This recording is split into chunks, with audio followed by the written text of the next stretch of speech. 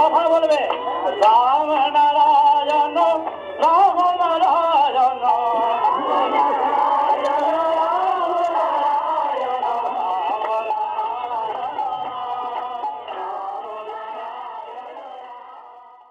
রামনারায়ণ রাম ঠাকুর শ্রী শ্রী বালক ব্রহ্মচারী মহারাজের শ্রীচরণে অনন্ত কোটি প্রণাম জানিয়ে শুরু করছি আজকের বেদ চর্চা। বিষয় অনন্ত সূর্যের ক্ষমতা এই আজ্ঞাচক্রে অধিষ্ঠিত। 7ই সেপ্টেম্বর 1953 কলকাতা। ঠাকুর বলছেন 13 বৎসর বয়সে বিশ্ববিরাটের সম্বন্ধে জপের সম্বন্ধে গ্রন্থ লিখেছিলাম। জপের সময় এই দ্বিদলে দুই ভ্রুর মাঝখানে এই আজ্ঞাচক্রে মন স্থির করবে। সমস্ত বিশ্বের হোল ইউনিভার্সের কেন্দ্রস্থল এই আজ্ঞাচক্র। যতদিকে মন যাক না কেন এই জায়গায় মন স্থির রাখলে আপনি স্ফুরণ হয়। জপ করার সময়ে আজ্ঞাচক্রে চিন্তা করবে প্রভাতের সূর্যকে। আজ্ঞাচক্রে সহস্রারে যোগাযোগের যোগসূত্রে এমন সুন্দরভাবে ছক কাটা আছে, বিশ্বস্রষ্টার আদি সুরগুলো এমন সুন্দরভাবে বাঁধা ও গাঁথা আছে যে অতি সহজেই বুঝে নেওয়া যায়। বিশ্বের রহস্য জানার পক্ষে কত সহজ পথ যে রয়েছে জানলে আশ্চর্য হয়ে যেতে হয়। অনন্ত সূর্যের ক্ষমতা এতটুকু জায়গায় এই আজ্ঞাচক্রে রয়েছে।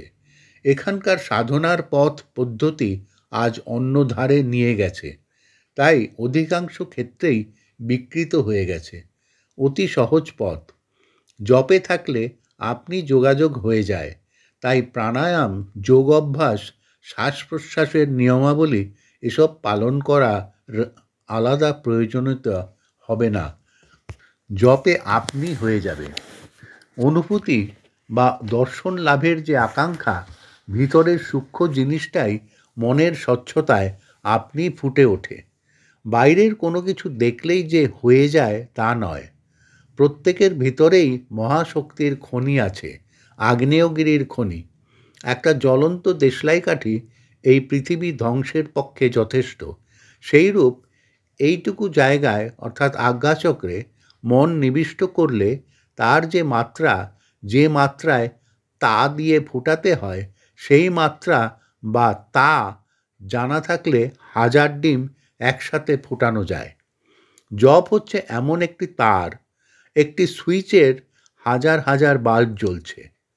গুরু যখনই মন্ত্র দান করলেন, গুরু শক্তির সাথে যোগাযোগ হয়ে গেল। মন বসে না, মন চঞ্চল, মন বিক্ষিপ্ত, মন যেদিকে খুশি ঘুরুক, মনকে যেদিকে খুশি সেদিকে ছেড়ে দাও। তুমি শুধু একটা খেয়াল রাখবে, তোমার টিকটিকটুকু ঠিক রেখো। সূর্যের রশ্মি ছড়িয়ে আছে, একটা ভারী আতশকাচ সূর্যরশ্মিকে কনসেন্ট্রেট করে আগুন জ্বালাবার পক্ষে যথেষ্ট। সাগরের জল, নদীর জল ব্যাপক। তোমার তৃষ্ণা নিবারণের পক্ষে 1 গ্লাসই যথেষ্ট। তোমার মন যত ব্যাপক বা বিক্ষিপ্ত থাক, তোমাকে যে মন্ত্র দান করা হলো তোমার জানার পক্ষে তাই যথেষ্ট। রেডিওতে কোথায় গান হচ্ছে তার সুর ও সাড়া এখানে ভেসে আসছে।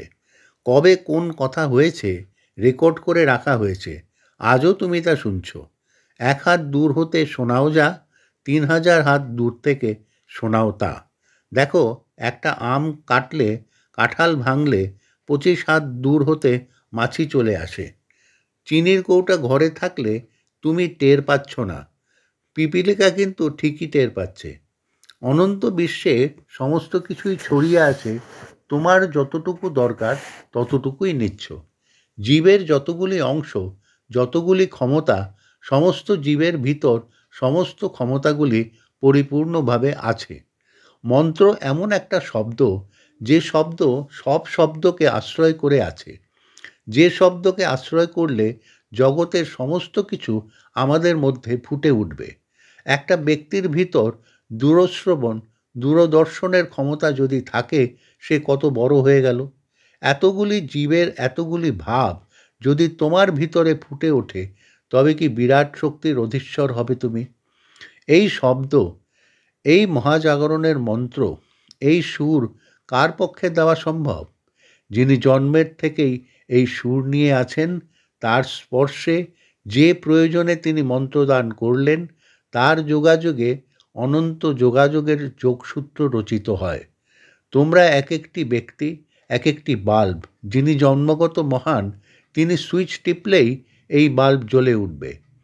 অন্য কেহ এই মন্ত্রের সুর দিতে পারে না, দিলেও কাজ হবে না। মন্ত্র তো ঠোঙাতেও থাকে, তাতে কাজ হয় কি? জন্মগত মহানরা সেই শক্তি নিয়ে আসেন, তাদের উত্থান পতনের কোনো কথা আসে না।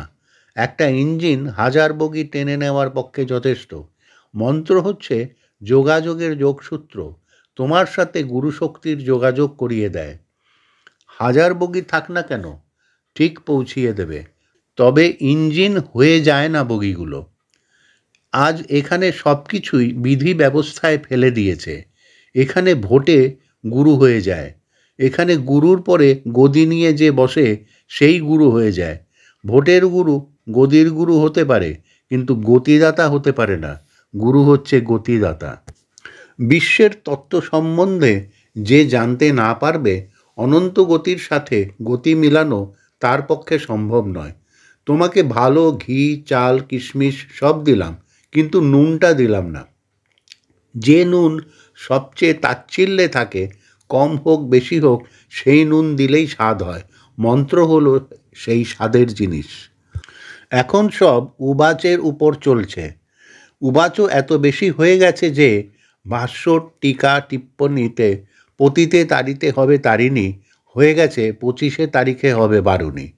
হাজার হাজার পণ্ডিতেরা, ভাষ্যকারেরা যার যার ইচ্ছে মতো ব্যাখ্যা করছে। মানুষকে বুঝবার জন্য তর্কালঙ্কার আর বিদ্যালঙ্কারদের উবাচতে এখানকার শাস্ত্রগ্রন্থে সব বিকৃত হয়ে এসেছে। আদিপালিতে ভোজপাতায় যাহা ছিল, প্রকৃতির সেই প্রকৃতস্থ ধারা হতে বিচ্যুত হয়ে গেছে। তা তো হতে পারে না। প্রকৃতির ধারাপাতা ধরে ধরেই আমাদের এগিয়ে যেতে হবে, তবেই মিলবে প্রকৃত পথের সন্ধান। আজই থাক। রাম নারায়ণ রাম। পুস্তক সূত্র মহাজাগরণের মন্ত্র। প্রিয় শ্রোতাবৃন্দ, আপনারা আপনাদের মতামত কমেন্ট করে জানাবেন এবং শেয়ার করে সবার মাঝে ঠাকুরের কথা ছড়িয়ে দেবেন এবং সাবস্ক্রাইব করে দেবেন, যাতে পরবর্তী অধ্যায়গুলো আপনাদের কাছে সহজেই পৌঁছে যায়। রাম নারায়ণ রাম।